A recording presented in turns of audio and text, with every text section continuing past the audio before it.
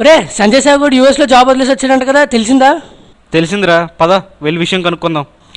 ఒరే ఏంట్రా ఏం మాట్లాడు? మేము ఇక్కడ ఇన్ని కష్టాలు పెడుతుంటే నువ్వు అక్కడ ఎందుకు అంత మంచి జాబ్ వదిలేసి వచ్చేసావు? కష్టాలా ఏంటన్నా?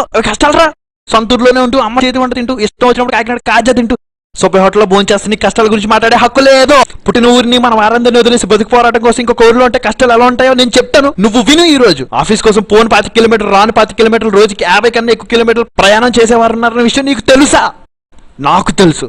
తిండంటే పిజ్జా బర్గర్లు మాత్రమేనని, అన్నం నెల రోజులకు ఒకసారి వండుకుంటారని, పప్పు ఆవకాయ వండిన రోజు పండుగ అంటారన్న విషయం నీకు తెలుసా? నాకు తెలుసు. సెలయర్లో ఆడుకోవాల్సిన పిల్లలు సెల్ ఫోన్లో గేమ్స్ ఆడుకుంటూ పిచ్చ నా కొడుకుల్లో తయారవుతున్నారన్న విషయం నీకు తెలుసా? అమ్మని చూడాలనిపిస్తే స్కైప్ వైపు, శాలరీ హైక్ కోసం టీమ్ లీడ్ వైపు చూసే మనుషులు ఉన్నారని, నువ్వు బ్రతుకున్న ఈ సమాజంలో ఉన్నారన్న విషయం నీకు తెలుసా? పెళ్ళైన నెల రోజులకి ఉద్యోగం పోతే బాధ ఎలా ఉంటుందో నువ్వు ఎప్పుడైనా అనుభవించావా?